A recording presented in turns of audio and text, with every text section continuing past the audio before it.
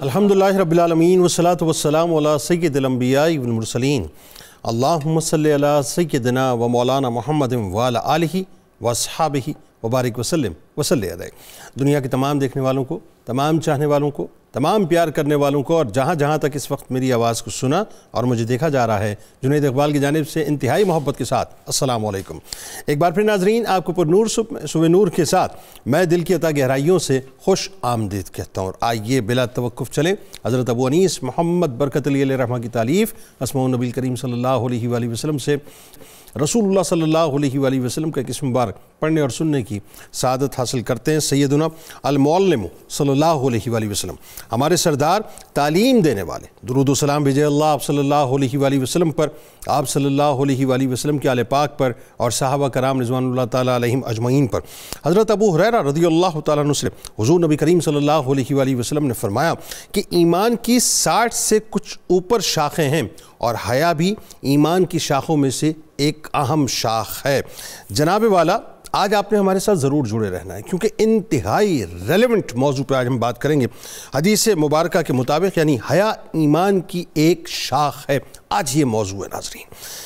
بات یہ ہے کہ جس کام کے ارتکاب کی صورت میں، پہلے تو یہ ذہن میں رکھیں اور بہت ہی کیٹیگوریکل ذہن میں رکھیں، کسی شخص کو اگر ملامت کا خوف ہو یا اس بنا پر اس کے اندر جو ایک گھٹن کسی کیفیت اگر پیدا ہونا شروع ہو جائے، سمجھ لیجئے یہ بنیادی طور پر حیا کی نشانی ہے۔ ناظرین کرام، حیا وہ ہوا کرتی ہے جو کہ انسان کو ڈونٹس کے ایریاز میں جانے سے روک دیا کرتی ہے۔ یعنی ایک حیا جو ہے وہ ہوتی ہے جس کی سپرلیٹو ڈگری یہ ہے کہ انسان اللہ سے حیا کرے، ایک حیا وہ ہوتی ہے جو انسان بندوں سے کیا کرتا ہے، اور ایک حیا وہ ہوتی ہے جو انسان خود اپنے نفس سے کیا کرتا ہے۔ حیا بنیادی طور پہ اگر یہ کہہ لیجئے کہ اس صفت کا نام ہے جس کی وجہ سے انسان کبھی اور اللہ کے ناپسندیدہ جتنے بھی کام ہوا کرتے ہیں اس سے اپنے آپ کو دور رکھتا ہے، یعنی اس سے پرہیز کرتا ہے۔ یعنی اس کی آسان ترین ڈیفینیشن یہ ہے کہ یہ قدرت کا وہ ایک میکانزم ہے جس کے تحت قدرت نے جہاں جہاں نو انٹری کے بورڈز لگائے ہوئے ہیں نا، انسان ان نو انٹری کے بورڈ سے پہلے اپنے آپ کو روک دے، یعنی اس راستے کا مسافر نہ بنے، اس کی پریزنس وہاں پر نظر نہ آئے، اور جس جگہ پہ اللہ تبارک و تعالیٰ نے راستے کھلے رکھے ہیں وہاں پر اس کی ایبسنٹ نہ لگے۔ بنیادی طور پہ یہ حیا کی بہت ہی آسان سی ڈیفینیشن میں نے آپ کے سامنے پیش کی ہے کہ حیا ایک ایسے سینسر کا نام ہے جو انسان کے وجود میں، انسان کے ضمیر کے اندر لگا ہوتا ہے، جو انسان کو گناہوں سے روکتا ہے، یعنی گناہوں کے درمیان آ کر حائل ہو جایا کرتی ہے، اسے ہم حیا کہا کرتے ہیں۔ یہ ایک روحانی حس ہے ناظرین بنیادی طور پہ، جو انسان کو لاشعوری طور پر ہر اس کام سے روکتی ہے جو اللہ تبارک و تعالیٰ کی ناراضگی کا سبب بنا کرتا ہے۔ یعنی نیچرلی آپ جانتے ہیں کہ کوئی بھی اگر کہیں کسی جگہ پہ جا رہا ہو اور اگر اس سے کوئی آگ کا الاؤ نظر آ جائے تو انسان کیسے لاشعوری طور پہ اس سے رک جایا کرتا ہے، یا کوئی موذی جانور جو ہے اگر اس کو نظر آ جائے اور ایسا جانور نظر آ جائے جو اسے نقصان پہنچائے تو انسان لاشعوری طور پر فوراً رک جایا کرتا ہے۔ بالکل اسی انداز سے حیا آپ کو کسی بھی ایسے قدم کو اٹھانے سے روک دیا کرتی ہے جہاں پر آپ گناہ کے مرتکب ہو رہے ہوں۔ یعنی یوں کہہ لیجئے کہ ایمان اور حیا آپس میں انٹر لنک ہیں۔ ہم نے صرف یہ سمجھا صاحب یہ نظروں کو جھکا لینا ہی حیا ہے، یہ شرم کر لینا ہی حیا ہے، نہیں، حیا کا معاملہ جو ہے ناظرین بہت ہی وسیع ہے، بہت ہی وسیع ہے۔ تعلقات میں بھی حیا ہوا کرتی ہے، معاملات میں بھی حیا ہوا کرتی ہے، اور جب آپ اس سے اوپر جاتے ہیں بنیادی طور پر تو اللہ تبارک و تعالیٰ سے آپ کا جو تعلق ہے یہ حیا کا اعلیٰ ترین تقاضا ہے۔ اب میں آپ کے سامنے ناظرین ایک حدیث پاک صرف آج پیش کر رہا ہوں۔ اس حدیث پاک کو اگر آپ دل کی سماعتوں سے سن لیں گے آپ کو سمجھ آ جائے گی بات کہ رسول کریم صلی اللہ علیہ وآلہ وسلم نے 1450 برس پہلے امت کا جو نقشہ کھینچا تھا، آج آپ کو بالکل منوان جو ہے وہ نقشہ اس امت کے اندر نظر آتا ہے کہ سرکار مدینہ صلی اللہ علیہ وآلہ وسلم نے فرمایا کہ اس وقت تمہارا کیا حال ہوگا جب تمہارے نوجوان بدکار ہو جائیں گے اور تمہاری لڑکیاں اور عورتیں تمام حدود پھلانگ جائیں گی۔ بڑے توجہ سے سننی ہے آپ نے حدیث پاک۔ سرکار علیہ السلام سے صحابہ کرام رضوان اللہ تعالیٰ علیہ مجمعین نے عرض کیا کہ یا رسول اللہ صلی اللہ علیہ وآلہ وسلم کیا ایسا بھی ہوگا؟ فرمایا ہاں، اور اس سے بڑھ کر اس وقت تمہارا کیا حال ہوگا جب نہ تم بھلائی کا حکم کرو گے اور نہ برائی سے روکو گے؟ صحابہ کرام نے عرض کیا یا رسول اللہ صلی اللہ علیہ وآلہ وسلم کیا ایسا بھی ہوگا؟ فرمایا ہاں، اور اس سے بھی بدتر اس وقت تم پر کیا گزرے گی جب تم برائی کو بھلائی، سن لیجئے صاحب، برائی کو بھلائی اور بھلائی کو برائی سمجھنے لگو گے۔ آج آپ ناظرین کرام پورے معاشرے کو اٹھا کر دیکھ لیجئے، آپ کو ایک جملہ ہم استعمال کرتے ہیں نا عموماً کہ تھوڑی حیا ہوتی ہے، تھوڑی شرم ہوتی ہے، یہ تھوڑی نہیں ہوتی، یا تو ہوتی ہے یا نہیں ہوتی، یا انسان با حیا ہوتا ہے یا انسان بے حیا ہوتا ہے، یا انسان با شرم ہوتا ہے یا انسان بے شرم ہوا کرتا ہے۔ آج آپ دیکھ لیجئے دندناتے پھرتے ہیں، کرپشن ہمارے ہاں کتنی عام ہو چکی ہے، جھوٹ ہمارے ہاں کتنا عام ہو چکا ہے، وائلنس ہمارے ہاں کتنا عام ہو چکا ہے، ایک دوسرے کی گردنیں مارنا کتنا عام ہو چکا ہے۔ نہیں، بندوں کو بندوں کے معاملات میں شرم نہیں رہی۔ اب آئیے اللہ کی طرف، ہم وہ کام جو جلوت میں کرنے سے گھبرائیں، ذہن میں رکھیے گا وہی کام اگر ہم خلوت میں کرنے لگے تو ہم با حیا نہیں ہیں، لیکن وہ کام جو ہم جلوت میں کرنے سے گھبرائیں اور خلوت میں بھی ہمیں ڈر اور خوف محسوس ہو جائے تو سمجھ لیجئے حیا کا عنصر ہمارے اندر موجود ہے۔ اور آج صورتحال کیا ہے، میں ایک مثال آپ کو دیے دیتا ہوں، صرف ایک پارٹ اس کا پیش کر رہا ہوں۔ یہ بہت بڑا موضوع ہے حیا کا کہ یہ جو سوشل میڈیا کے اوپر اس وقت ہو رہا ہے صاحب، جتنی بے شرمی بے حیائی ہمارے یہاں عام ہو چکی ہے، کپڑے اتار اتار کے لوگ اپنے پیسے کما رہے ہیں، بلکہ یوں کہیے کہ ضمیر بیچ بیچ کے اپنے آپ کو بیچ بیچ کے پیسے کما رہے ہیں۔ یہ وہ بدترین مثال ہے صاحب کہ لوگ جو ملینز میں فالوورز لے کے بیٹھے ہیں وہ حیا کو بے خنی بھی کر رہے ہیں، حیا کی بے حیائی کو پروموٹ بھی کر رہے ہیں اور بے شرمی کو عام بھی کر رہے ہیں۔ ان کو لگ پتہ جائے گا صاحب کہ وہ بیسیکلی کس آگ سے کھیل رہے ہیں۔ آغاز کرتے ہیں، ہمارے ساتھ جو اس وقت شخصیت ہیں یقیناً کسی تعارف کے محتاج نہیں۔ پہلی شخصیت ممتاز عالم دین جناب مفتی ارشاد حسین سعیدی صاحب تشریف فرمائیں۔ دوسری شخصیت ممتاز اسکالر جناب ڈاکٹر طاہر حمید تنولی صاحب تشریف فرمائیں۔ اور تیسری شخصیت ممتاز عالم دین جناب پروفیسر بشارت صدیق ہزاروی صاحب تشریف فرمائیں۔ تینوں احباب کو السلام علیکم، خوش آمدید۔ وعلیکم السلام ورحمۃ اللہ۔ موضوع بہت وسیع ہے منتری صاحب، بہت وسیع، اور ظاہر ہے یہ سب سے پہلے تو لوگوں کو ذرا یہ سمجھانا ضروری ہے صاحب کہ حیا بنیادی طور پہ کیا۔ ہم نے تو صرف یہ سمجھ لیا نا صاحب کہ نظریں نیچی کر لو یا نظریں اوپر کر لو، یہ حیا بھی ہے یا یہ بے حیائی بھی ہے۔ تو پہلے تو ذرا حیا کے بارے میں بتلائیے، حیا ہے کیا، اس کے مختلف جو گریڈز ہیں، اس کے لیولز ہیں، اس کے درجات ہیں، وہ کیا، آغاز فرمائیے ذرا۔ جی بہت شکریہ جنید بھائی، اہم موضوع ہے اور ہماری عملی زندگی کے ساتھ اس کا بڑا گہرا تعلق ہے۔ حیا جو ہے، اگر ہم اس کی ڈیفینیشن اور تعریف کی طرف آئیں کہ حیا بنیادی طور پر کیا ہے، تو یہ ایسے سمجھ سکتے ہیں کہ اللہ تعالیٰ نے انسان کی فطرت کے اندر جو مختلف صلاحیتیں، پوٹینشلز، خصوصیات جو اس کے اندر ودیعت فرمائے ہیں، ان میں سے جو ایک جامع صفت ہے جو انسان کی ساری زندگی کا احاطہ کرتی ہے اور سارے اس کے اعمال اور اخلاق کا احاطہ کرتی ہے اور اس کے پورے کریکٹر اور بیہیویئر کو ڈیزائن کرتی ہے، وہ حیا ہے۔ حیا کی اگر متضاد کو ہم دیکھ لیں، بے حیائی وہ کسے کہتے ہیں، اور پھر حیا کو سمجھنے میں اس سے مدد ملتی ہے کہ جو ایک ہے تصور آپ کر سکتے ہیں خیر اور شر، غلط اور صحیح، ٹھیک ہے، نیکی اور بدی، ٹھیک ہے، یہ جو تصورات ہیں، اگر کوئی انسان برائی کے کرنے پر جری ہو گیا ہے اور غلط کاموں کے کرنے پر بے باک ہو گیا ہے تو اس صفت کو کہتے ہیں بے حیائی، ٹھیک ہے، اور اس کا متضاد حیا کے اندر ہمیں ریفلیکشن نظر آتا ہے۔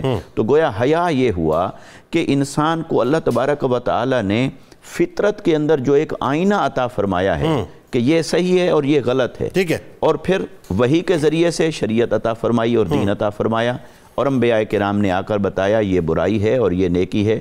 تو جب کوئی انسان نیکی کے اوپر قائم ہوتا ہے اور خیر کے اوپر قائم ہوتا ہے، وہ شخص ہر اس مقام پر ہیزیٹیٹ ہونے لگ جاتا ہے جہاں برائی کی آگے باؤنڈری شروع ہوتی ہے۔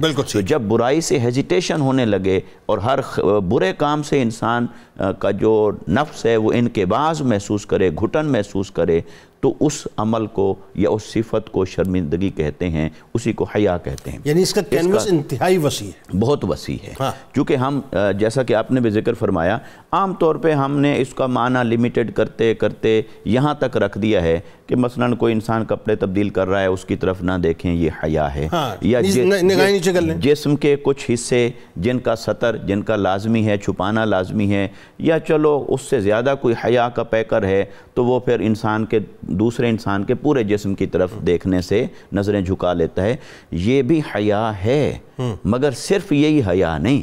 حیا یہ تو ایک گوشہ ہے جیسے ہم نے دین کے اور عبادت کے تصورات کو محدود کرتے کرتے اسے جا کر چند رسموں اور چند چیزوں کے ساتھ پابند کر دیا ہے، اسی طرح حیا کے ساتھ بھی یہی ہوا ہے۔ حیا انسان کی ساری زندگی کے اندر ایگزسٹ کرتا ہے اور اس کے کردار اور اس کے پورے اخلاق کو وہ اپنے اندر سمو لیتا ہے۔ اب اس کے جو درجے آپ نے فرمایا کہ کیا ہو سکتے ہیں، یہیں سے اس حیا کی جو ہماگیریت ہے وہ ہمارے سامنے کھل کر آتی ہے۔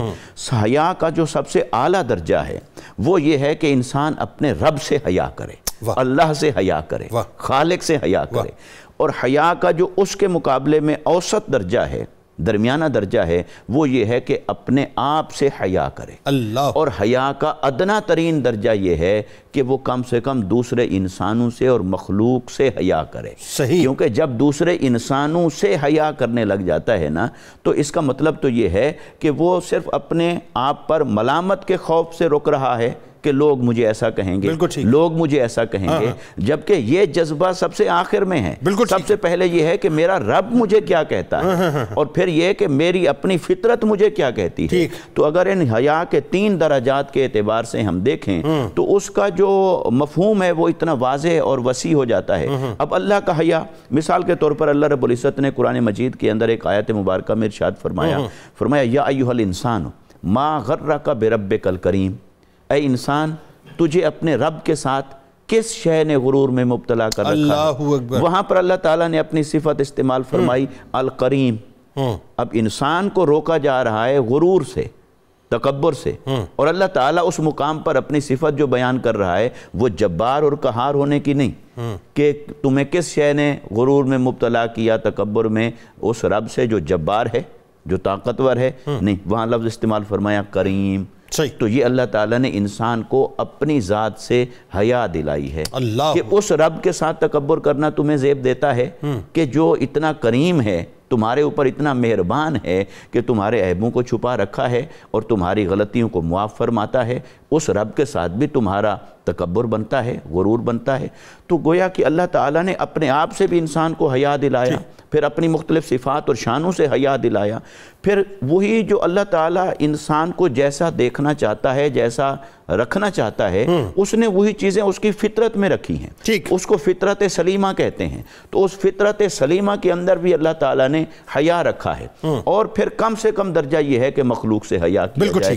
اور آقا علیہ الصلوۃ والسلام نے فرمایا، حدیث مبارکہ ہے، فرمایا جب اللہ تبارک و تعالیٰ کسی کو ہلاک کرنا چاہتا ہے تو پھر اس سے حیا کو چھین لیتا ہے۔ جب حیا اس کی زندگی سے نکل جاتا ہے تو پھر وہ ہلاک ہو جاتا ہے۔ اب یہ حیا کا ایک متضاد ایک جو چیز ہے جو آج کے دور میں ہمارے اندر بڑھتی چلی جا رہی ہے، وہ بے باکی ہے۔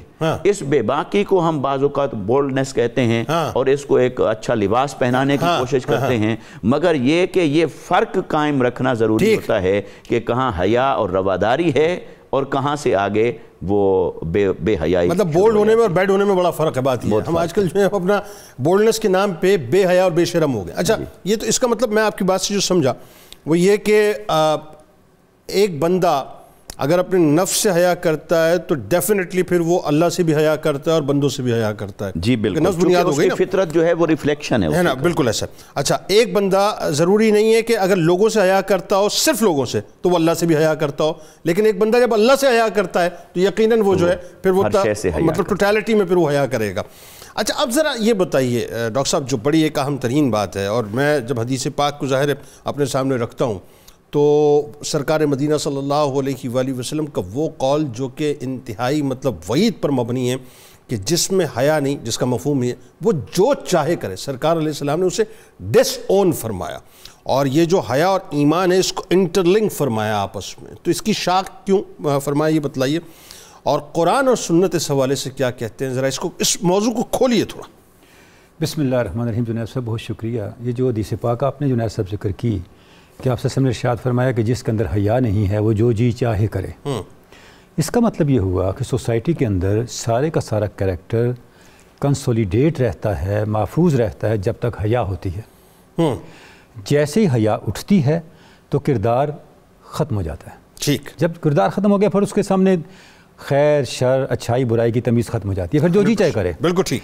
دیکھیں، احتیاط وہی کرے گا جس کے اندر خیر اور شر کا شعور ہے۔ اگر اخلاقی شعور مختل ہو جائے، اخلاقی شعور معطل ہو جائے تو پھر خیر و شر کی تمیز ختم ہو جائے گی۔ ٹھیک، حدیث پاک ہمیں یہ رہنمائی دے رہی ہے کہ اخلاقی شعور زندہ رہتا ہے صرف حیا سے۔ بالکل ٹھیک۔ یعنی حیا اتنی بنیادی ویلیو ہے، اتنی پرائمری مورل ویلیو ہے کہ اس کے بغیر کسی اخلاقی قدر کے سوسائٹی میں باقی رہنے کا، سروائیو کرنے کا کوئی امکان باقی نہیں رہتا. صحیح. آپ سے ارشاد فرمایا کہ میری امت میں سے جو چیزیں سب سے پہلے خوبیاں جو اٹھائی جائیں گی مفہوم حدیث پاک کا، وہ حیا اور امانت ہیں. اللہ رب العزت سے حیا اور امانت طلب کیا کرو. ٹھیک. کہ تمہارے اندر حیا اور امانت کے اوصاف موجود رہیں، کیونکہ یہ وہ اوصاف ہیں جو لاک ہیں بقیہ کریکٹر کے. اوکے. جب آپ تالا مضبوط لگائے رکھیں گے تو سرمایہ محفوظ رہے گا. واہ. جیسے ہی تالا کھل گیا تو سارا سرمایہ ضائع ہونے لگا. چور، ڈاکو، چور چکے آنے لگیں گے 100%. اور جس کے ہاتھ جو چڑھے گا اٹھا کے لے جائے گا. بالکل ٹھیک. تو حدیث پاک ہمیں یہ بتا رہی ہے کہ آپ نے حیا کے ذریعے سے اپنے کریکٹر کو اور سوسائٹی کے کریکٹر کو محفوظ رکھنا ہے. ٹھیک. قرآن مجید کی روشنی میں جنید صاحب جب ہم دیکھتے ہیں تو دو چیزیں، دو اصطلاحات ہمیں ملتی ہیں بہت واضح.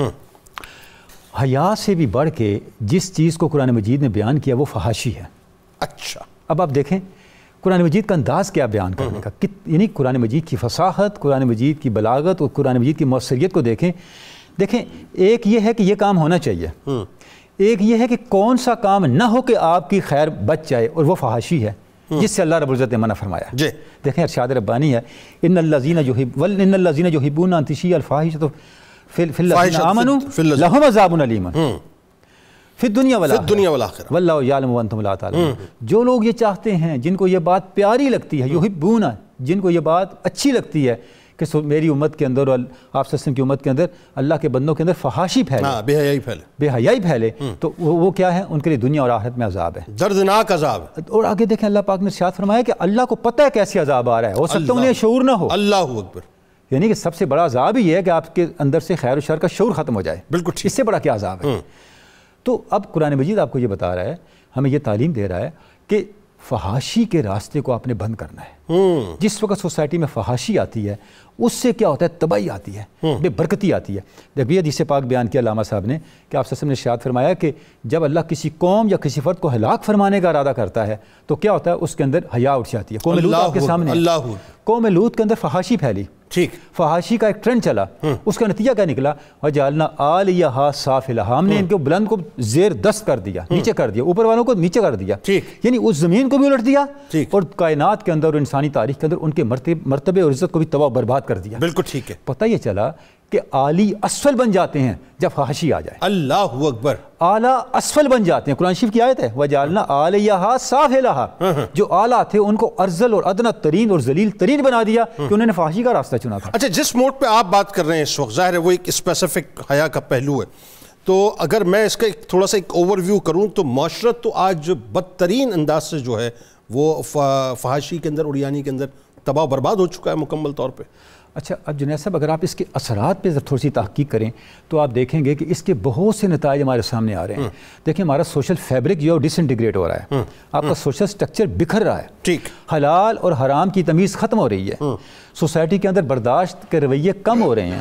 چھوٹے اور بڑی کی تمیز جاتی چلی جا رہی ہے. اگر اس کے پیچھے آپ ٹریس کریں گے تو بنیادی فیکٹر آپ کو یہ نظر آئے گا. بالکل ٹھیک ہے. اگر حیا موجود ہو تو اس کا ایک امیڈیٹ جو برکت ہے وہ حلال اور حرام کی تمیز آپ کی سوسائٹی کے اندر موجود رہتی ہے. ٹھیک ہے. آپ کے اعمال میں برکت موجود رہتی ہے، آپ کے اعمال کے اندر تاثیر موجود رہتی ہے. آپ دیکھیں یوسف علیہ السلام جب عزیز مصر کے گھر تھے تو ہم دیکھتے ہیں کہ ان کو عزیز مصر کی اہلیہ کی طرف سے کافر ہوئی، آپ نے اس کا انکار کیا، آپ نے اپنی پاک دامنی کی حفاظت کی. جب باہر نکلے تو قمیض آپ کی جو تھی، دامن جو تھا پیچھے سے پھٹا ہوا تھا. یعنی آپ نے اپنے دامن کو بچایا. اس کی برکت کیا ہوئی؟ برکت کی یہ ہوئی کہ جب بھائی دوبارہ آئے تو قرآن مجید نے دیکھے کس طرح استعاراتی انداز سے آپ کو اور ہمیں ایک بہت بڑی ہدایت کی طرف متوجہ کیا ہے. کیا فرمایا؟ فرمایا میری اس قمیص کو لے جاؤ اور میرے والد کی آنکھوں پہ ڈالنا، ان کی آنکھیں روشن ہو جائیں گی. اللہ اکبر. پاک دامنی اندھیروں کو روشنی میں بدلتی ہے. ایسے ہی، ایسے بالکل. شرط ہے کہ ہم اس کے اوپر استقامت کے ساتھ. اچھا، اب اس میں ذرا اور تھوڑا سا بات کو آگے بڑھاتے ہیں اس اعتبار سے، جو حیا کا یوں کہیے کہ جو اپنا جو اعلیٰ ترین درجہ ہے وہ یقیناً اللہ سے حیا ہے. اب اللہ سے جو حیا کے تقاضے ہیں، اس کا مطلب میں کسی بزرگ کا قول پڑھ رہا تھا کہ بہت آسان کہ وہ کام، جیسے میں نے ابتدا میں بھی حوالہ دیا کہ وہ برا کام، وہ غلط کام، وہ گناہ جو تم جلوت میں کرنے سے جو ہے وہ ڈرو، وہ خلوت میں بھی کرنے سے ڈرنے لگ جاؤ. یہ بنیادی طور پہ آسان سی ڈیفینیشن ہے اللہ سے حیا کی. ذرا اس کے تقاضے بتائیے کیا ہے. بسم اللہ الرحمن الرحیم والصلاة والسلام علی سید الانبیاء والمرسلین. جنید بھائی، حیا ایک فطرتی صفت ہے جو عزت اور وقار کی علامت سمجھی جاتی ہے، اور معاشرے کے اندر جو انسان جتنا باحیا ہوتا ہے، باشرم ہوتا ہے، وہ اتنا ہی عزت والا اور باوقار سمجھا جاتا ہے۔ ٹھیک ہے۔ ہمارے ہاں عموماً تصور یہ ہے کہ کسی کے سامنے بے حیائی کا کام نہ کرو کہ وہ کیا کہے گا اور کیا تاثر قائم کرے گا، برا سمجھے گا۔ لیکن شریعت مطہرہ نے جس حیا کا حکم دیا ہے وہ حیا یہ ہے کہ اس علیم اور خبیر ذات سے بھی حیا کیا جائے جو ظاہری اور پوشیدہ، حاضر اور غائب، خلوت اور جلوت کے تمام معاملات کو دیکھنے والی ذات ہے، جو اللہ کی ذات ہے۔ ٹھیک ہے۔ نبی علیہ السلام نے صحابہ کرام سے فرمایا اللہ سے حیا کرو جس طرح حیا کرنے کا حق ہے۔ عرض کہ حضور ہم اللہ سے حیا کرتے تو ہیں؟ فرمایا اللہ سے حیا کرنے کی اندر 3 بنیادی باتیں ہیں۔ سب سے پہلے سر کی حفاظت کرو، اور جو سر کے ساتھ جمع ہے، کان، زبان ہے، کان ہے، آنکھیں ہیں، ان کی بھی حفاظت کرو۔ دوسرا فرمایا پیٹ، اور پیٹ کے ساتھ جو لگا ہوا ہے اس کی حفاظت کرو۔ تیسرا فرمایا موت کو یاد کرو، اور موت کی یاد کا تقاضا ہے کہ دنیاوی زیب و زینت اور نفسانی خواہشات کو چھوڑ دو۔ یہ 3 بنیادی باتیں۔ اسی مضمون کو جب ہم قرآن سے جوڑتے ہیں تو قرآن کہتا ہے یوم تشہد علیہم السنتہم وایدیہم وارجلہم بما کانوا یعملون۔ قیامت کے دن انسان کی زبان، اس کے ہاتھ، اس کے پاؤں گواہی دیں گے کہ یہ دنیا میں کیا کرتا رہا۔ اللہ تو اللہ سے حیا کا تقاضا یہ ہے کہ انسان سب سے پہلے اپنے اعضاء و جوارح کو ان معاملات میں استعمال کرے جو اللہ کی رضا ہے، ورنہ کل یہی ہاتھ بولیں گے، یہی پاؤں بولیں گے، یہی آنکھیں انسان کے خلاف گواہی دیں گی اور جہنم میں پہنچائیں گی۔ یعنی منہ پہ جو ہے مطلب باقاعدہ مہر لگا دی جائے گی، ہاتھ بول رہے ہوں گے، پیر گواہی دے رہے ہوں گے۔ ایسے ہی ہے۔ اچھا، پھر اللہ سے حیا کا تقاضا کیا ہے؟ سب سے پہلے بنیادی بات، سر غیر اللہ کے سامنے سجدے میں نہیں جھکنا چاہیے، تکبر نہیں ہونا چاہیے، ریاکاری نہیں ہونی چاہیے، دماغ کے اندر فاسد خیالات کو جمع نہیں کرنا چاہیے۔ اللہ سے حیا کا تقاضا ہے وہ اپنے کانوں سے لہو و لعب کی باتیں نہ سنے، اللہ کی رضا کے خلاف کوئی بات نہ سنے۔ اور پھر زبان کی حیا کا تقاضا یہ ہے، نبی علیہ السلام نے فرمایا صبح ہوتی ہے تمام اعضاء زبان کے سامنے ہاتھ باندھ کر کھڑے ہو جاتے ہیں، تو سیدھی رہے گی تو ہم سیدھی رہیں گے، تو ٹیڑھی ہو گئی تو ہم ٹیڑھی ہوں گے۔ فرمایا یہ زبان کا معاملہ ایسا ہے، یا تو کوئی بھلائی کی بات کرو یا خاموش رہو، اور جو فضول بات ہے وہ نہ کرو، کیونکہ بعد اوقات انسان کا ایک لفظ اس کو جہنم کے گڑھوں میں لے جاتا ہے۔ تو اللہ سے حیا کا تقاضا ہے کہ انسان غیبت نہ کرے، چغلی نہ کرے، جھوٹ نہ بولے۔ پھر آنکھ کی حفاظت، یہ اللہ سے حیا کا تقاضا ہے، اور اس میں پہلی بات نبی علیہ السلام نے ارشاد فرمائی کہ جو آنکھ ہے یہ شیطان کے تیروں میں سے ایک تیر ہے، اس کو اللہ کے لیے اس کی حفاظت کرو۔ پھر نبی علیہ السلام نے فرمایا جو بندہ اپنی آنکھ کی، نظر کی اور شرمگاہ کی حفاظت نہیں کرتا، رب اس کے چہروں کا نور لے جاتا ہے اور چہروں کو بے نور کر دیا جاتا ہے جو اپنی آنکھ کی حفاظت نہیں کرتا۔ حضرت جنید بغدادی رضی اللہ تعالیٰ عنہ سے کسی نے سوال کیا آپ کوئی ایسی بات ارشاد فرمائیں جو بات میرے لیے نظروں کی حفاظت کا سبب بن جائے، اور اس بات کو میں سوچوں تو بے نظری کے اندر، بے نگاہی کے اندر مبتلا نہ ہوں۔ آپ نے فرمایا جب تم کسی پر نظر ڈالو تو یہ تصور قائم کرو جس کو تم دیکھ رہے ہو تم سے پہلے تمہیں کوئی دیکھ رہا ہے۔ جب تم یہ تصور قائم کر لو گے کہ تمہاری نظر سے پہلے تمہیں کوئی دیکھ رہا ہے تو یہ جو اللہ کے دیکھنے کا احساس ہے یہ تمہیں گناہوں سے بچائے گا۔ اب یہاں یہ بات سمجھ آئی کہ اللہ سے حیا کرنے کا جو بنیادی تقاضا ہے وہ اللہ کے دیکھنے کا احساس پیدا کرنا ہے۔ میں اس کو مثال سے عرض کرتا ہوں، محدثین نے ایک مکالمہ لکھا ہے صحابی ابن صحابی حضرت عبداللہ ابن عمر رضی اللہ تعالیٰ عنہ کا، جو آپ کے ایک چرواہے سے مکالمہ ہوا، آپ نے اس کا امتحان لیتے ہوئے فرمایا کہ یہ بکری مجھے فروخت کر دو، اس کی قیمت لے لو۔ اس نے کہا جی میں تو مالک نہیں ہوں۔ فرمایا پھر ویسے ہی دے دو۔ تو مالک کو کیا پتہ چلے گا اتنا بڑا ریوڑ ہے، اس سے کہنا کہ بھیڑیا کھا گیا۔ تو وہ جو ایک جملہ اس نے بولا تھا، حضرت عبداللہ ابن عمر پھوٹ پھوٹ کر اس پر روئے، وہی احساس ہے جو اللہ سے حیا کے تقاضے پیدا کرتا ہے۔ آپ نے اس چرواہے نے حضرت عبداللہ ابن عمر سے کہا جب میں اپنے مالک سے کہوں گا کہ بکری کو بھیڑیا کھا گیا فَأَيْنَ اللَّهِ، اس وقت اللہ کہاں ہوگا؟ کیا وہ رب دیکھ نہیں رہا؟ تو میں اللہ تعالیٰ کو کیا جواب دوں گا؟ اپنے مالک سے تو بچ جاؤں گا، آقا سے بچ جاؤں گا۔ یہ جو اللہ کے دیکھنے کا احساس ہے یہ اللہ سے حیا پیدا کرتا ہے، انسان کو گناہوں سے باز رکھتا ہے۔ اور یہی بات حضرت فاروق اعظم رضی اللہ تعالیٰ عنہ کی سیرت میں ہم دیکھتے ہیں کہ جب ایک ماں اپنی بیٹی سے کہتی ہے کہ دودھ میں پانی ملا دو تو وہ بیٹی کہتی ہے کہ حضرت عمر کا زمانہ ہے، تو ماں کہتی ہے عمر تو سو رہا ہے، عمر تو نہیں دیکھ رہا۔ تو وہ بیٹی پلٹ کر جواب دیتی ہے کہ عمر نہیں دیکھ رہا، عمر کا خدا تو دیکھ رہا ہے۔ اللہ اکبر۔ تو یہ وجہ بنی کہ حضرت فاروق اعظم نے اس کو اپنی بہو بنایا، اور ان کے ایک بیٹے کا نکاح اس خاتون سے हुआ, और जब वो बहू बन कर आई तो हजरत फारूक आजम रदी अल्लाह तआला अन्हु अक्सर उससे फरमाते थे, बेटी वो उस रात तूने क्या जुमला कहा था? तो वो बेटी कहती कि मैंने कहा था कि उमर नहीं देख रहा, उमर का खुदा तो देख रहा है। तो इस पर हजरत फारूक आजम रोने लग जाते कि ये एहसास अगर पैदा हो जाए कि खुदा देख रहा है तो इंसान रब से हया करने लगे, सिर्फ बंदों से डर कर गुनाह नहीं छोड़ेगा बल्कि खलवत और जलवत को पाक करेगा, जाहिरन पोशीदा गुनाह नहीं करेगा, हाजिर और गायब के अंदर भी अल्लाह की हया करेगा। बिल्कुल ठीक है। यानी इससे मुराद नाज़रीन क्या हुई? बहुत खूबसूरत गुफ्तगू इस वक्त उलमाए कराम फरमा रहे हैं। इससे मुराद ये हुई, रात के किसी पहर में इस मोबाइल को मैंने उठाया और उठाने के बाद जो है मैंने स्क्रॉल करना शुरू किया और फिर मेरे जहन में शैतान ने डाला ज़रा गूगल भी तो करो, और मैंने किसी पॉर्न साइट को गूगल किया और गूगल करने के बाद उसने मैंने म्यूट करके या मैंने जो है अपना ईयरफोन्स लगा के जो है बस वो उससे मैंने तलज़्ज़ुज़ लेना शुरू कर दिया। तो जहन में रहे कि मैं तलज़्ज़ुज़ तो ले रहा हूँ लेकिन मेरा रब जो है उस वक्त मुझे देख रहा है, और ये जो दो तशरीफ़ फरमाएँ ये लिख भी रहे हैं। ये बिल्कुल इस तरह की बात है, रिश्वत कोई दे रहा है, कोई नहीं देख रहा। उस वक्त अकेला ऑफिस में मैं मौजूद हूँ, लेकिन मुझे जहन में रखना चाहिए कि मेरा रब तो मुझे देख रहा है। ये बिल्कुल इसी तरह की बात है कि मैं किसी के साथ ज़्यादती कर रहा हूँ और उसके लिए जो है कोई अहकामात जारी कर रहा हूँ, जारी करते हैं ना लोग अहकामात जारी कर रहा हूँ, किसी के साथ ज़्यादती कर रहा हूँ, तो जहन में रखिएगा कि कोई नहीं देख रहा लेकिन मेरा रब तो देख रहा है। बिल्कुल इसी तरह मतलब अब इस बात को फैलाते चले जाइए, बिला तमसील अर्ज़ कर रहा हूँ। ये CCTV कैमरा सामने लगा हुआ है हमारे स्टूडियोज़ के अंदर, ये हर वक्त हमें हर वक्त रिकॉर्ड कर रहा है। मेरे जहन में होना चाहिए कि ये CCTV कैमरा जो है इसकी अपनी एक लिमिटेशंस हैं। मैं यहाँ मौजूद हूँ तो रिकॉर्ड कर रहा है। कुदरत का जो CCTV कैमरा है ना वो हर वक्त हमें रिकॉर्ड कर रहा है, चाहे हम जलवत में हो खलवत में हो। तो हया का तकाजा ये है कि हर वक्त ये खौफ रहना चाहिए कि मेरा रब मुझे देख रहा है। दुरूद पाक सरकार की बारगाह में, उनकी आल की बारगाह में पेश कीजिए। लौट के अब आपको बताते हैं साहब, ये जो बंदों से हया का मामला है बड़ा नापैद होता जा रहा है, और ख़ास तौर पर रिश्तों के हवाले से बात करेंगे।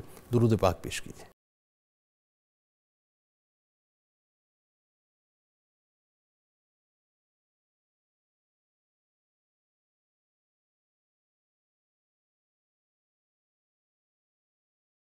जनाब एक बार फिर मैं आपको खुशामदीद कहता हूँ। नाज़रीन कराम, हया ईमान की शाख है, आज इस पर गुफ्तगू हो रही है और ये बात ज़ाहिर तय है, इसमें कोई दूसरी राय हो नहीं सकती। जो अल्लाह से हया करता है वो यकीनन बंदों से भी हया करेगा, इसमें कोई दूसरी बात हम कर भी नहीं सकते। हाँ, अब ये बात है कि जो बंदों से हया करता है वो अल्लाह से हया करेगा नहीं करेगा, ये एक ज़ाहिर सवालिया निशान है। लेकिन ये तो तयशुदा बात है कि जो अल्लाह की बारगाह में बेशरम हो गया और बेहया हो गया, फिर उसे बंदों की भी फ़िक्र नहीं रहा करती। मुफ्ती साहब ज़रा आप ये बतलाइए, बंदों के ताल्लुक़ के हवाले से जब हम बात करते हैं तो आप देखिए कि एक दूसरे से लेन देन हो, एक दूसरे से ताल्लुक़ हो, माशरे में आप अमूमी सतह पर उठा लीजिए साहब, चाहे आप कारोबारी हलकों में उठा लीजिए, चाहे आप सियासी हलकों में उठा लीजिए, जो कुछ भी पिछले 2-4-8 दिनों से हो रहा है, मतलब हर जगह बेशर्मी अपने उरूज और ढटाई से, मतलब मजहबी हलकों में उठा लीजिए साहब इल्ला माशाअल्लाह, लेकिन आप घरों में उठा लीजिए, आप मतलब आप रिश्तों के अंदर उठा लीजिए, आपको हर जगह जो है वो ताल्लुक़ को हम ठोकर पे रखते हैं और हया को हम ठोकर पे रखते हुए नज़र आते हैं। वजूहात क्या ज़रा बतलाइए और उसका हल भी तजवीज़ कीजिए। बहुत अहम बात है और ये एक अलमिया है हमारे मुआशरे का, हमारी इनफरादी ज़िंदगी का, इज्तिमाई ज़िंदगी का, मुआशरती ज़िंदगी का, सियासी ज़िंदगी का, मजहबी ज़िंदगी का, कि रफ्ता रफ्ता हम देखते हैं कि वो जो हया है वो हमारे रवैयों से उठता चला जा रहा है और बतदरीज हम बेहयाई और ढटाई की उस गहराई की तरफ जा रहे हैं और बड़ी तेज़ी के साथ जा रहे हैं, अफसोस के साथ, कि शायद उस जगह पे पहुंचने के बाद सिवाय हलाकत के और कोई कौमों का मुस्तकबिल नहीं बचता है। ये जो बंदों का हया है, अभी हज़रत साहब ने बड़े ख़ूबसूरत अंदाज में अल्लाह से हया करने के मुख्तलिफ़ तकाज़े बयान फरमाए। मैं इसको अगर इन दो एंगल में रख लूँ कि एक हैं हुकूकुल्लाह और एक है हुकूकुल इबाद। हुकूकुल्लाह भी तकाज़ा करते हैं हमसे कि अल्लाह का हया कायम रखें, और हुकूकुल इबाद भी हमसे तकाज़ा रखते हैं कि हम हुकूकुल इबाद के मामले में हया को अपने करैक्टर का लाजमी हिस्सा बनाएं। उससे मुआशरे के अंदर पाकीज़गी भी पैदा होती है, दियानत भी पैदा होती है और अखलाकी कदरें कायम भी रहती हैं और मजबूत और तवाना भी होती हैं। दुरुस्त। और उन्हीं अखलाकी कदरों से ही किसी मुआशरे का वजूद और उसकी बका उसी के साथ मुताल्लिक़ होती है। जब हम बंदों के अपने ताल्लुकात और रिश्तों के बाब में देखते हैं कि हया उठता चला जा रहा है, इसको हम पहले घर से ले लें। घर के अंदर हम देखते हैं کہ اگر ہم بلکہ اپنے بچپن یا اپنے آباء و اجداد سے اگر باتیں سنتے ہیں تو ماں باپ کا کس قدر حیا ہوتا تھا، اور بستی کے اندر، محلے کے اندر، گاؤں کے اندر، دیہات میں یا شہر میں رہنے والے ہیں، ہر بڑے کا حیا ہوتا تھا، جو سفید ریش ہے، جو عمر میں بڑا ہے، ہر اس شخص کا حیا ہوتا تھا. یعنی نوجوان یا بچے ایسا کوئی غلط کام کرنے سے رک جاتے تھے کہ وہ فلاں بزرگ آ رہا ہے، وہ بڑا آ رہا ہے. تو اب کیا ہے، اب ہم دیکھتے ہیں کہ وہ حیا ہماری انفرادی زندگی اور عائلی زندگی سے پہلے اٹھنا شروع ہوا ہے، کیونکہ گھر کے ماحول سے وہ چیز حاصل ہونی تھی اور گھر کے ماحول سے وہ چیز اٹھ گئی ہے. اب کوئی اگر بڑا کوئی کچھ کہہ دیتا ہے تو بچہ شٹ اپ کال دے دیتا ہے، پلیز ڈو یور ورک. ہاں، اور پھر یہ جو تصورات آتے چلے جا رہے ہیں کہ آپ کو کیا پتہ، آپ قدیم دور کے لوگ ہیں، آپ پرانے زمانے کے لوگ ہیں، اب حالات بدل گئے ہیں، تقاضے بدل گئے ہیں. اس میں جو آقا علیہ السلام نے فرمایا نا، قیامت کی نشانیوں میں سے ایک کہ ماں جو لونڈیاں اپنی اولاد کو جنیں گی، تو یعنی ماں اور اولاد کا جو رشتہ ہے وہ آقا علیہ السلام بتا رہے ہیں، اور والدین اور اولاد کا رشتہ بتا رہے ہیں کہ یوں ہو جائے گا جیسے غلام اور آقا کا ہوتا ہے.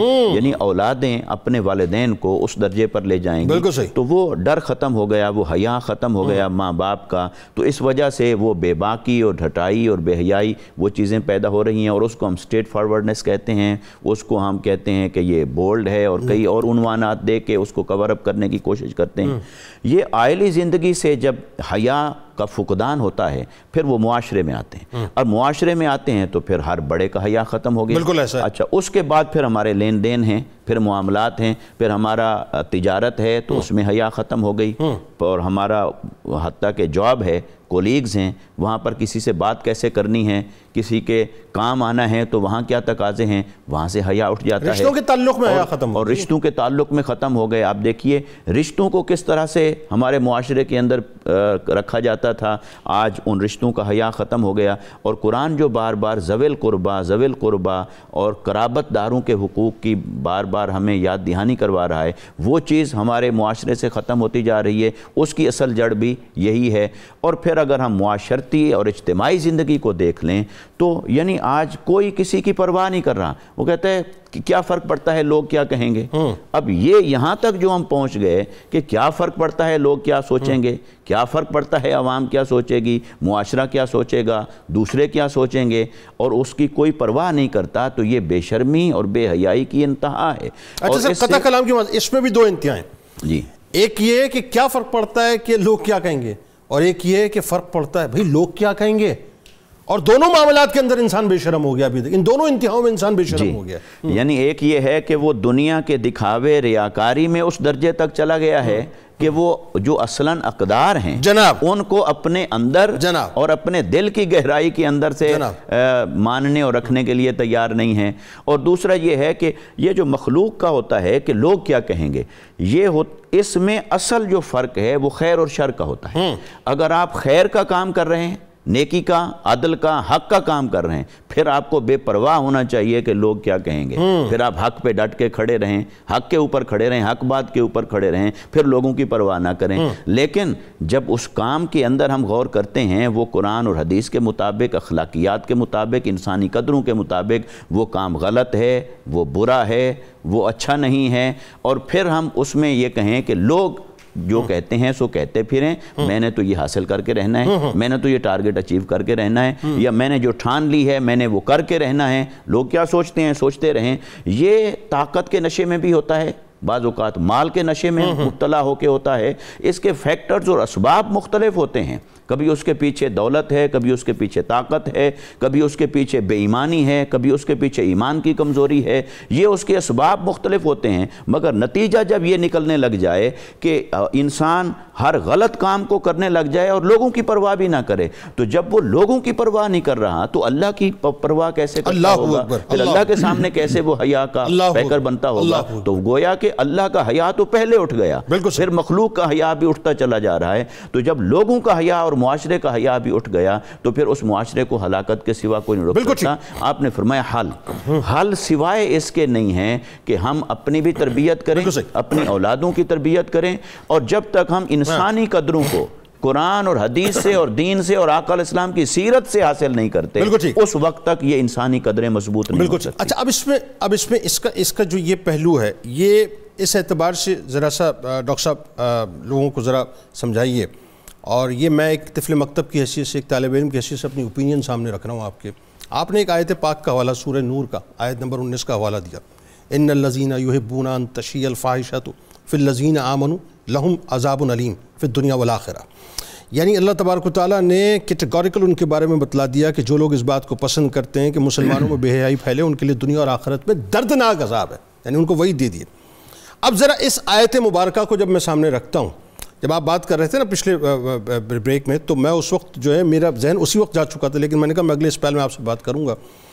اس آیت مبارکہ کو سامنے رکھیں اور آج کے الیکٹرانک میڈیا کو سامنے رکھیں، آج کے سوشل میڈیا کو سامنے رکھیں، اور ان الیکٹرانک میڈیا پہ یعنی جتنا بھی ہم فلموں کی، ڈراموں کی بات، جو کچھ بھی بے حیائی اس وقت جو ہے باقاعدہ کوک کی جا رہی ہے اور ایک سرٹن مطلب مائنڈ سیٹ کے ساتھ جو ہے مطلب پھیلائی جا رہی ہے، اور سوشل میڈیا پہ شعوری طور پہ بھی اور لاشعوری طور پہ بھی جو لوگ ملینز کی تعداد میں فالوورز لے کے بیٹھے ہوئے ہیں اور بے حیائی فحاشی کو مطلب پروموٹ کر رہے ہیں، میں کیٹیگوریکل بڑا پریسائز سوال یہاں پہ میں آپ سے کرنا چاہ رہا ہوں، پھر آپ اس بات کو آگے بڑھائیں۔ کیا وہ اس آیت مبارکہ کے زمرے میں آتے ہیں کہ جو لوگ بے حیائی ڈیلیبریٹلی پھیلا رہے ہیں ان کے لیے دردناک عذاب کی وعید ہے، چاہے وہ سوشل میڈیا پہ، الیکٹرانک میڈیا پہ؟ کیونکہ آج دیکھیے آپ کہ ہر آدمی جو ہے وہ بالکل سمجھ لیجئے برہنہ ہو کر کام کر رہا ہے، صرف ڈالرز کے چکر میں، فالوورز کے چکر میں، اس کو یہ پرواہ ہی نہیں ہے کہ میں پروموٹ اور پرووک کیا کر رہا ہوں۔ بتائیے ذرا۔ جی جنید صاحب، بالکل آپ نے درست فرمایا، ہر دور کے کچھ فتنے ہوتے ہیں جو پہلے ادوار سے مختلف ہوتے ہیں۔ اس دور میں بھی جو بڑے فتنے ہمارے سامنے آئے ہیں، اخلاقیات کو، دین کو اور ایمان کو تباہ کرنے والے، ان میں سے ایک بڑا فتنہ سوشل میڈیا کا اخلاقیات سے آزاد ہو جانا ہے۔ یہ بڑا المیہ ہے۔ سوشل میڈیا ایک بلیسنگ ہے اگر آپ اس کو ود ان لمٹس رکھیں۔ بالکل صحیح۔ انفارچونیٹ یہ ہوا جس وقت سوشل میڈیا آیا تو ہم نے اس کے لیے کوئی ایتھکس طے نہیں کی۔ جنید صاحب مجھے یہ بتائیں، ٹریفک روڈ پہ جا رہی ہے، کیوں آپ نے سرخ، سبز اور یلو اشارہ بنایا ہوا ہے؟ بالکل ٹھیک، نہ بنائیں اشارے، نہ بنائیں تو چلتے رہیں تو آدھے لوگ ہاسپٹل میں پہنچیں گے، آدھے گھر پہنچیں گے۔ بالکل صحیح بات، اور آدھے اوپر پہنچیں گے تو ہاسپٹل سے پھر اگلی منزل وہی ہے۔ گزارش یہ ہے کہ سوشل میڈیا کی ٹریفک کو آپ نے بغیر اشاروں کے کوئی چھوڑا ہوا ہے۔ ہاں، حیران کن بات ہے۔ یہاں بھی ریڈ سائن ہونا چاہیے، یہاں بھی گرین سائن اور یہاں بھی یلو سائن ہونا چاہیے، اور یہ ترجیحات میں بھی نہیں ہے ریاست کی۔ اچھا، اس کا نقصان اتنا زیادہ ہو رہا ہے کہ اچھا اس نقصان کو کور اپ کرنے کے لیے آپ کو کئی انسٹیٹیوشن کھڑے کرنے پڑ رہے ہیں، کتنے سائبر لاز آ چکے ہیں۔ بالکل صحیح، آپ کی لیجسلیشن کا پیٹرن بدل گیا، تھرو دی ورلڈ، صرف کتاب ہے بس، تھرو دی ورلڈ بدل گیا، ایکسرسائز تو ہو رہی ہے نا، تو آپ اس کے لیے پورے ڈپارٹمنٹس باندھ رہے ہیں۔ یہ ساری ایکسٹرا جو آپ کی انرجی ویسٹ ہو رہی ہے، آپ یہ بچ جاتی ہے اگر آپ اس کی ایتھکس طے کر لیتے۔ بالکل صحیح۔ اچھا، جب ہم سب سے پہلے یہ دیکھنے کہ اس کا سبب کیا ہے جنید صاحب، سب سے بنیادی سبب یہ ہے کہ ہم نے نماز کو قائم نہیں کیا۔ اب آپ مجھ سے پوچھیں کہ سوشل میڈیا کی بے حیائی کا نماز سے کیا تعلق ہے؟ بالکل ہے، قرآن مجید نے بہت واضح کہا، ان الصلاۃ تنہی عن الفحشاء والمنکر۔ بالکل صحیح، نماز فحشاء اور منکر سے روکتی ہے۔ اس کا ایک اور مطلب یہ ہے مبارکہ، کیا؟ نماز حیا اور معروف پیدا کرتی ہے۔ اللہ اکبر، یہ نماز ہے۔ سبحان اللہ۔ سوال یہ ہے کہ ہماری نماز حیا پیدا کر رہی ہے؟ نہ، کیا ہماری نماز سے معروف یعنی نیکی پیدا ہو رہی ہے؟ نہ۔ جنید صاحب، آپ ایک پودا لگاتے ہیں، آم کا درخت، کوئی درخت، آپ کوشش کرتے ہیں یہ خراب نہ ہو جائے، بالکل ٹھیک ہے، اس کی پروٹیکشن کا اہتمام کرتے ہیں۔ آپ نے کوئی اینیمل گل پال رکھا ہے، کوئی پرندہ پال رکھا ہے، اس کی صحت کا خیال کرتے ہیں یہ ضائع نہ ہو جائے، اس کے لیے ایٹماسفیئر پرووائڈ کرتے ہیں۔ آپ نے نماز کے پودے کو میچور ہونے کے لیے ایٹماسفیئر پرووائڈ کیے؟ نماز آپ نے ایک موم کا شے رکھی اور اس کے ارد گرد بے حیائی کی آگ جلا دی، وہ تو پگھل کے ضائع ہو جائے گا۔ سر میں اصل میں چاہ رہا ہوں اور تھوڑا سا اس بات ہم نے بنیادی طور پہ جو میں کہنا چاہتا ہوں، ایسا وقت بڑا کم ہے، دیکھیں سوشل میڈیا نے کیا کیا ہے۔ ایک گھر میں 5 افراد رہتے تھے، بالکل ٹھیک، جب سوشل میڈیا آ گیا اب اس گھر میں 500 افراد رہتے ہیں۔ بالکل ایسا ہے۔ یہ جو 495 نئے افراد آئے ہیں ان کے لیے ہم نے کوئی ایتھکس طے نہیں کی۔ بالکل صحیح۔ یہ جتنا ایکسپینڈ ہوا ہے نا آپ کا سوشل ایریا، اتنا ہی دینی شعور ایکسپینڈ ہونا چاہیے تھا جو نہیں ہوا۔ سر یہ بنیادی مسئلہ ہمارا، آپ کو پتہ ہوا کیا ہے؟ ہوا یہ ہے کہ جو کنٹینٹ سادہ، اچھا، انفارمیٹو ہو اور با ادب ہو، تہذیب یافتہ ہو، لوگ اسے نہیں دیکھتے۔ کہا یہ جاتا ہے صاحب ایسا کنٹینٹ ایسا بناؤ جو فوش گفتگو ہو، فوش باتیں، وہ وائرل ہوتا ہے، اس میں پیسے ملتے ہیں۔ تو اب یہ اور ہر گھر سے آپ کو ٹک ٹاکر اور یوٹیوبر ملیں گے آپ کو۔ اس دنیا میں کئی ایسے ممالک ہیں جنہوں نے فلٹر کیا ہوا ڈیٹا کو، وہ نہیں آنے دیتے ڈیٹا جو نہیں ریکوائرڈ، وہ چاہتے ہیں ہماری قوم تک نہ پہنچے، نہیں پہنچتا ڈیٹا۔ انہوں نے اپنے گوگل بنائے، اپنے ای میلز سارے نیٹ ورکنگ بنائی ہوئی ہے، اپنے فیس بک کے سیٹ اپ بنائے ہوئے ہیں، وہ دنیا سے سعودیہ، چائنا، قطر، سب نے کیا، ان کی تو ترقی نہیں رکی۔ وہ تو ترقی میں اور جی ڈی پی میں ہم سے کئی گنا آگے ہیں. بالکل صحیح. تو ہم نے کیا حاصل کیا ہے؟ نہ خدائی ملا، نہ وصال سلام، دنیا بھی گئی، آخرت بھی گئی. ہم نے ننگے لوگ حاصل کیے نا سر. تو اب اس کا نتیجہ کیا؟ اس کا مطلب یہ ہوا کہ لوگوں کو آپ یہ شعور دے رہے ہیں کہ آپ کوئی پروڈکٹیو ایکٹیویٹی نہ کریں، کوئی کریٹیو ایکٹیویٹی نہ کریں، کوئی علمی ایکٹیویٹی نہ کریں، بس کپڑے اتاریں اور پیسے کمائیں. سر آپ کو پتہ ہے پاکستان کے ٹاپ یوٹیوبرز اور ٹاپ ٹک ٹاکرز جو ہیں وہ لوگ ہیں، میں نام نہیں لینا چاہ رہا ان کا، جو ننگا کام کرتے ہیں. اب آپ مجھے بتائیے اس سے زیادہ سلینگ ورڈ میں کیا یوز کروں گا؟ تو یہ بد نصیبی ہے. یہ پاکستان تھا. پاکستان کا معنی کیا ہے جناب؟ پاکستان کا معنی پنجابی میں پاک پتن ہے اور عربی میں مدینہ طیبہ ہے. یہ مطلب ہے پاکستان کا جناب. اور یہ انٹروڈکشن ہے. ہم اپنے نام کی لاج رکھ رہے ہیں. تو جناب سب سے بنیادی بات یہ ہے، ریلیجس ڈومین کے اندر، مذہبی دعوت و ارشاد کے ڈومین کے اندر ہم نے نماز کو قائم کرنا ہے. ہم نے قوم کو شعور دینا ہے نماز پڑھنی نہیں ہے، نماز کی حفاظت بھی کرنی ہے. سر اتنا بڑا، اور ڈاکٹر صاحب ایک بات، سوشل فیبرک میں آپ نے ایتھکس طے کرنی ہے. ورنہ اس سے اب ذرا ایک اسٹیٹسٹکس پہ ریسرچ کر کے دیکھ لیں کتنا آپ کا کرائم ریٹ بڑھا ہے جب سے آپ نے سوشل میڈیا کو بے لگام چھوڑا ہے. بالکل بڑا، اتنا کرائم ریٹ بڑھ گیا ہے. اچھا ایک اور چیز نوٹ کریں، جو کرائمز بڑھ رہے ہیں سوسائٹی میں جناب صاحب، وہ کرائم زیادہ بڑھ رہے ہیں جو سوشل میڈیا کی ٹرینڈز کے ساتھ لنکڈ ہے. دیکھیں نا کئی طرح کے کرائمز ہیں نا، کوئی فحاشی، اریانی، کوئی بدکاری، کوئی اس طرح کے کرائمز ہیں، کوئی چوری ڈاکے کے کرائمز ہیں، کوئی اور کرائمز ہیں. وہ کرائم سوسائٹی میں بڑھ رہے ہیں جو سوشل میڈیا کے جاری ٹرینڈز کے تحت آتے ہیں. اس کا مطلب یہ ہے آپ برائی کی جڑ کو پکڑیں. آپ کے کتنے انرجیز بچیں گی، کتنے ڈپارٹمنٹس ریلیکس میں چلے جائیں گے، سوسائٹی کے کتنے مسائل حل ہو جائیں گے. اور سوسائٹی میں جو نئے فتنے جنم لے رہے ہیں جن کے لیے آگے جا کے آپ نے نئی لیجسلیشن کرنی ہے، آپ نے نئے لوگ انگیج کرنی ہے تاکہ سوسائٹی کے ان مسائل کو حل کیا جائے. تو آج ان اسباب کا ہم کیوں نہیں تدارک کرتے اور وہاں سے سدے باب کیوں نہیں کرتے کہ آگے وہ گند پھیلے ہی نا. تو ہم نے اپنی قوم کی انرجی کو، اپنی یوتھ کی انرجی کو، اپنی یوتھ کی کریٹیوٹی کو اگر بچانا ہے تو ہم نے سوشل میڈیا کو کسی ڈومین میں لے کے آنا ہے. سوری ٹو کٹ یو، بات یہ ہے کہ گند تو پھیل چکا ہے، مطلب ڈیمیج از ڈن. اب وہ آپ کہیں کہ صاحب ڈیمیج ہونا ہے یا اس کو مطلب ہو چکا، جو نقصان ہونا تھا ہو چکا. اب تو بات یہ ہے کہ نقصان اسٹیجز طے کرتا جا رہا ہے. یعنی کینسر پہلے ہم سمجھ رہے تھے نا شاید فرسٹ اسٹیج، اب تو فورتھ اسٹیج بھی وہ کراس کر چکا ہے. دیکھو جو ایسا مسئلہ یہ چاہے بیماری کسی حد تک پہنچ چکی ہے، کہیں سے تو جا کے آپ نے روکنا ہے. جب چائنا میں انقلاب آیا تو یہ حال تھا کہ ہر دوسرا بندہ افیم کھا رہا تھا. جی علامہ نے کہا نا گراں خواب چینی سنبھلنے لگے، ہمالا کے چشمے ابلنے لگے. آج وہی قوم دنیا کی سب سے توانا، ایکٹیو اور کریٹیو اور پرفارمنگ قوم ہے. ٹھیک ہے، انہوں نے فیصلے کیے نا. زندہ قومیں فیصلے کرتی ہیں، اپنی خرابیوں کو ریوزٹ کرتی ہیں، اپنے کریکٹر کو، اپنے مسائل کو ریوزٹ کرتی ہیں، اس کے حل کی طرف آتی ہیں. لیکن حکومت اور ریاست مجھے تو دور دور تک نظر نہیں آتا کہ کہیں ترجیح ہے اس قسم کی کوئی. بانگے درا بلند کرنا ہمارا کام ہے. ہر شخص کا جو اپنا ایک ڈومین ہے، جو اس کا ایریا سرکل آف انفلوئنس ہے، وہاں تک کلکم رائن وکلکم مسئولان ہو جاتی. ہر شخص اپنا نگران ہے اور اپنے ایریا آف انفلوئنس کا نگران ہے. وہاں تک تو کم از کم اس چیز کو نافذ کرنا. یعنی ایک بات تو طے ہوئی نا، اس میں تو کوئی دوسری رائے نہیں ہے. اگر میں غلط کہہ رہا ہوں تو میری تصحیح کیجئے، میں بات پھر آگے بڑھاؤں، بلکہ آپ ہی اس پہ کامنٹ کیجئے. جیسا میں نے سورہ نور کا آیت نمبر 19 کا حوالہ دیا اور ڈاکٹر صاحب نے بھی ظاہر اس آیت پہ گفتگو کی تھی. اس کا مطلب یہ جو لوگ بے حیائی پھیلا رہے ہیں، یعنی یہ جو بھی اس وقت معاشرے کے اندر ہم چاہے وہ الیکٹرانک میڈیا میں ڈراموں کی صورت میں دیکھ رہے ہیں، جو کچھ بھی ہم دیکھ رہے ہیں، واٹس ایپ جو کچھ بھی ہو رہا ہے، یا سوشل میڈیا پہ جو کچھ بھی ہو رہا ہے، یا اس کے علاوہ اور کوئی اگر ٹولز ہیں، تو یہ جتنے بھی لوگ مطلب اس کے پرووکرز یا پروموٹرز ہیں، یہ سب کے سب دردناک عذاب پائیں گے. ڈیفینیٹ بات ہے، اس پہ کوئی دوسری رائے نہیں ہے. جنید بھائی آپ کی اس بات کے جواب میں ایک حدیث شریف عرض کر دیتا ہوں. آقا کریم صلی اللہ علیہ وآلہ وسلم نے ارشاد فرمایا کہ جب اللہ تعالیٰ کسی بندے کو ہلاک کرنے کا ارادہ فرماتا ہے تو سب سے پہلے حیا اس سے نکالی جاتی ہے. اللہ اکبر. وہ بے حیا اور بے شرم ہو جاتا ہے. اب سٹیپ بائی سٹیپ آپ دیکھیے کہ کیا ہوتا ہے. جب بے حیا ہو جاتا ہے تو پھر اللہ رب العزت اس کو وہ خود بغض رکھنے والا بن جاتا ہے اور لوگوں کی نظروں میں بھی وہ قابل نفرت بنتا ہے. لوگوں سے بھی نفرت کرتا ہے اور لوگ اس سے نفرت کرتے ہیں. تیسرا سٹیپ، امانت کا جو وصف ہے وہ اس کی ذات سے نکل جاتا ہے، وہ خائن ہو جاتا ہے، خیانت کرنے لگتا ہے. اس کے بعد اگلا سٹیپ، رحم کا مادہ اس کے دل سے نکل جاتا ہے، شفقت اور محبت اس کے دل سے نکل جاتی ہے اور پھر وہ ملعون ہو جاتا ہے. اس کے بعد آخری سٹیپ یہ ہے کہ اسلام کا پٹا اس کے گلے سے نکل جاتا ہے. اللہ اکبر. بحیثیت مسلمان اسلام کا جو سے عہد تھا وہ ختم ہو گیا، اسلام کی ذمہ داری ختم ہو گئی. اب آپ تصور کریں کہ بے حیائی اور بے شرمی کے اندر وہ چند روپے کو مزہ تو ہے، لیکن یہ سٹیپ بائی سٹیپ کدھر جا رہا ہے اور آخر کار کہاں جا کر کے وہ اسلام کا پٹا اس کے گلے سے نکل جائے گا.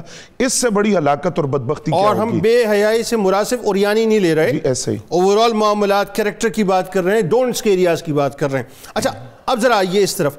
اگر یہ بات اس طرح سے ہو گئی اور یہ بات ظاہر ہے مطلب تفصیلاً ہو چکی ہے، تو اب اگلا سوال یہ بنتا ہے، اس کا مطلب یہ ہوا کہ اسلام اسی وجہ سے جو ہے شرم و حیا کے حوالے سے معاشرے کو اس قدر پابند کرتا ہے اور اتنی ریسٹرکشنز لگاتا ہے کہ اتنی بڑی تباہی جو ہے اسلام جو ہے پہلے سے دیکھ رہا ہے؟ بتائیے۔ نبی علیہ السلام کا ارشاد گرامی ہے اِنَّ لِكُلِّ دِينٍ خُلُقًا وَخُلُقُ الْإِسْلَامِ الْحَيَاءُ، ہر دین کا ایک وصف ہوتا ہے اور اسلام کا جو خاص وصف ہے وہ حیا ہے۔ ٹھیک ہے، اب ہم یہ بات دیکھتے ہیں کہ حیا اور بے شرمی کا سب سے پہلا جو بھیانک نتیجہ ہے وہ کیا ہے؟ اسلام کیوں زور دیتا ہے حیا پر؟ اس لیے کہ آج ہمارے جو خاندانی نظام کی تباہی کا بنیادی سبب ہے وہ بے شرمی اور بے حیائی ہے۔ بالکل ٹھیک۔ اسلام نے نکاح کی ترغیب دی ہے اور جن معاشروں میں نکاح فروغ پاتا ہے وہاں پر خاندان کا جو ادارہ ہے وہ مضبوط ہوتا ہے، اور اس کے مضبوط اور مستحکم ہونے کی بنیادی وجہ وہ شرم و حیا ہوتی ہے۔ اور آج لوگ لیونگ ریلیشنز میں جا رہے ہیں، لیونگ ریلیشنز میں جا رہے ہیں، 2 سال دیکھیں گے رہ کر اس کے بعد فیصلہ کریں گے۔ اب میں آپ کی اجازت سے کچھ حقائق ہیں جو سامنے رکھنا چاہتا ہوں۔ دیکھیے آج جس مغرب کی نقالی کرتے ہوئے بے حیائی اور بے شرمی کے کاموں میں ہم مبتلا ہیں، اس مغرب کی کیا صورتحال ہے کہ معاشقوں کی بینٹ چڑھ کر ہم زندہ انسانوں کا قبرستان جو بن گئے، بازاروں چوکوں اور چوراہوں کے اندر شرم اور حیا کی چادر کو جس مغرب کی نقالی میں ہم تار تار کر رہے ہیں، اس مغرب کی صورتحال یہ ہے کہ وہ ایک مادر پدر آزاد معاشرہ ہے، اور وہاں ان کے اپنے مذہب نے جو ان کو چیزیں حلال اور حرام بتائیں وہ اس کی تمیز نہیں کرتے، اس کا فرق نہیں کرتے۔ جس مغرب کی ہم نقالی کر رہے ہیں اس مغرب کی صورتحال یہ ہے کہ ایک مذہبی پیشوا نے آرڈر دیا کہ چونکہ غیر شادی شدہ جوڑے جو اکٹھے رہتے ہیں ان کی تعداد 50% سے زیادہ ہے، لہذا اس کو قانونی تصور کیا جائے، مذہبی طور پہ اس کی اجازت ہے۔ جس مغرب کی نقالی ہم کر رہے ہیں اس کے کورٹ نے یہ فیصلہ دیا شادی شدہ عورت شوہر کے علاوہ کسی کے پاس جانا چاہے تو اجازت ہے، شرط یہ ہے کہ رات واپس آ کر اپنے گھر گزارے۔ جس مغرب کی نقالی اور جن رسومات اور جن معاملات کے مغرب کو ہم نقل کر رہے ہیں یہ زمانہ جاہلیت کی وہ رسمیں ہیں، خطبہ حجۃ الوداع کے موقع پر نبی علیہ السلام نے جن کو ختم کرنے کا اعلان کیا۔ جس مغرب کی نقالی آج ہم کر رہے ہیں اسی مغرب کے کورٹ نے فیصلہ دیا دو ہم جنس پرست اکٹھا رہنا چاہیں تو رہ سکتے ہیں، قانونی شیلٹر ہے یہاں تک کہ وہ ایک دوسرے کے وارث بھی بنیں گے۔ مغرب جس آزادی کی بات کر رہے ہیں وہ آزادی کیا ہے؟ وہ عورت کے خامد کے اختیارات سے آزادی ہے، وہ عورت کے خاندان کی حدود و قیود سے آزادی ہے، وہ عورت کی بچوں کی پرورش سے آزادی ہے، وہ عورت کی نفسانی خواہشات کی عارضی تکمیل کے لیے وہ مختلف کلب کے اندر جانے کی آزادی ہے جس میں مغرب ہمیں جھونکنا چاہتا ہے۔ اب صورتحال یہ ہے کہ مغرب ہمیں جس طرف لے کر جا رہا ہے روشن خیالی کے نام پر، کلچر کے نام پر، تہذیب اور ثقافت کے نام پر، مغرب خود اس گڑھے میں پھنسا ہوا ہے اور اس کے بھیانک نتائج ہمیں اس لیے نہیں بتا رہا کہ ہم اس کے جال سے نکل نہ جائیں۔ تو یہ مغرب کی نقالی کرتے ہوئے ہم اس حد تک پہنچائے ہیں۔ اب جب ہم قرآن مجید کو دیکھتے ہیں تو اسلام کیوں حیا پر زور دیتا ہے کہ جو سابقہ اقوام ہیں ان کی تباہی کا جو سبب تھا اس میں ایک بنیادی سبب بے شرمی اور بے حیائی تھی۔ سب سے زیادہ سخت عذاب جس طرح ڈاکٹر صاحب نے فرمایا قوم لوط پر آیا ہے، اور وہ عذاب دو طرح سے تھا، اجتماعی عذاب بھی تھا، انفرادی عذاب بھی تھا۔ ایک ایک فرد کو عبرت کا نشان بنایا گیا، تو قوم لوط کی تباہی کا سب سے بڑا سبب وہ بے حیائی تھی، اور ان کی بے حیائی کیا تھی وہ آج ہم معاشرے میں دیکھ رہے ہیں۔ وہ کیا ہے کہ بازاروں چوکوں اور چوراہوں کے اندر بیٹھ کر بالکل سر عام وہ بے حیائی کی باتیں کرتے تھے، بے شرمی کے مرتکب ہوتے تھے۔ اس وجہ سے اللہ نے قوم لوط کو ہلاک کیا اور زیادہ سخت عذاب ان پر بے شرمی اور بے حیائی کی وجہ سے۔ قطع کلام کی وہ جو بازاروں میں چوکوں پہ چوراہوں پہ بیٹھ کے باتیں کیا کرتے تھے نا، اب یہ موبائل فون بازار ہو چکا ہے، چوک ہو چکا ہے، چوراہ ہو چکا ہے، اب اس پہ بیٹھ کے باتیں کر رہے ہوتے ہیں، لاکھوں کی تعداد میں ایک وقت میں کر رہے ہوتے ہیں۔ بلکہ یوں کہیے کہ بازاروں اور چوکوں چوراہوں سے بھی بات آگے بڑھ گئی ہے، اور اس کی جدید صورت سوشل میڈیا کی صورت کے اندر ہے، وہاں بے حیائی دیکھی بھی جا رہی ہے اور اس کو پھیلایا بھی جا رہا ہے۔ تو اس کا یہ تصور رکھیں کہ آخری اس کا جو سٹیپ ہوگا اسلام کا پٹا گلے سے نکل جائے گا۔ نبی علیہ السلام کے ارشاد گرامی فرمایا ما کان الفحش فی شیء الا شانہ وما کان الحیاء فی شیء الا زانہ، جب کسی چیز میں بے حیائی آ جاتی ہے تو اس کو عیبدار کر دیتی ہے، داغدار کر دیتی ہے، اور جب کسی چیز میں حیا آ جاتی ہے، شرم آ جاتی ہے تو وہ اس چیز کو حسن اور خوبصورتی بخش دیتی ہے، اس چیز میں حسن پیدا ہو جاتا ہے۔ تو اسلام چاہتا ہے کہ معاشرے کو زینت دی جائے، اسلام چاہتا ہے معاشرے کو حسن دیا جائے، اسلام چاہتا ہے معاشرے کو ستھرا کیا جائے۔ اسلام حیا کی بات اس لیے کرتا ہے اور حیا پر زور اس لیے دیتا ہے، اسلامی معاشرہ داغدار نہیں ہو سکتا، اسلامی معاشرہ عیبدار نہیں ہو سکتا۔ اسلام کا حسن اور خلق ہے کہ جو مسلمان ہے وہ باحیا ہوتا ہے اور باشرم ہوتا ہے۔ اللہ اکبر۔ حادثہ تو یہ تھا کہ حادثہ ہوا، حادثے سے بڑا حادثہ یہ تھا کہ ہم نے حادثے کو حادثہ سمجھا ہی نہیں۔ بہت شکریہ آپ تینوں احباب، آپ تشریف لائے۔ میں ایک جملہ ادا کرنا چاہتا ہوں یہاں پر جن کو اللہ تعالیٰ نے نام مقام عزت شہرت واٹس جو کچھ بھی دیا ہوتا ہے، ذہن میں رکھیے گا ان کی اپنی ایک انسپریشن ہوتی ہے معاشرے میں. بدقسمتی سے میں آج پاکستان کے اس افق کے اوپر جو دیکھتا ہوں صاحب، وہ یہ دیکھتا ہوں کہ جو جتنا جھوٹا ہے وہ جو ہے اتنا ہی بڑا قد لے کے سو کالڈ قد لے کے بیٹھا ہے. جو جتنا مکر و فریب کرتا ہے وہ اتنا ہی کامیاب سمجھا جاتا ہے. جو جتنا جالساز ہے لوگ اس کو جو ہے فالو کر رہے ہوتے ہیں، اس کے آگے سر جھکا رہے ہوتے ہیں. یعنی عالم یہ ہے کہ وہ جو حدیث پاک کا ایک مفہوم ملتا ہے نا کہ لوگوں کے شر سے لوگ ان کی عزت کیا کریں گے، آج ایگزیکٹلی صورتحال یہ ہو گئی ہے. اور یہ ان دنوں میں، ان گزرتے ہوئے دنوں میں تو خاص طور پہ میں نے محسوس کیا صاحب کہ ہم نے حیا کے سارے جتنے بھی بیریئرز ہیں سب کچھ توڑ دیے. وہ جو جملہ بار بار ادا ہوتا ہے نا، کچھ حیا ہوتی ہے کچھ شرم ہوتی ہے. یا تو حیا ہوتی ہے یا نہیں ہوتی ہے، یا انسان باحیا ہوتا ہے یا انسان بے حیا ہوتا ہے، یا باشرم ہوتا ہے یا بے شرم ہوا کرتا ہے. فیصلہ خود کیجئے کہ رہنا کہاں پہ ہے. کتاب الشفا، ہر مصیبت و بیماری سے حفاظت. فرمان مصطفیٰ صلی اللہ علیہ وسلم، جب رات کو سونے لگو تو سورہ فاتحہ اور سورہ اخلاص پڑھ کر دم کر لیا کرو، سوائے موت کے ہر قسم کی بلا سے محفوظ رہو گے. حضرت ابوبکر صدیق رضی اللہ تعالیٰ عنہ کا قول مبارک ہے کہ جس قوم میں بے حیائی و فحاشی عام ہو جائے تو اس قوم پر اللہ کا عذاب نازل ہونے میں کوئی چیز نہیں روک سکتی. روزنامہ 92 نیوز میں ضرور پڑھیے گا. حیا ایمان کی ایک اہم شاخ ہے.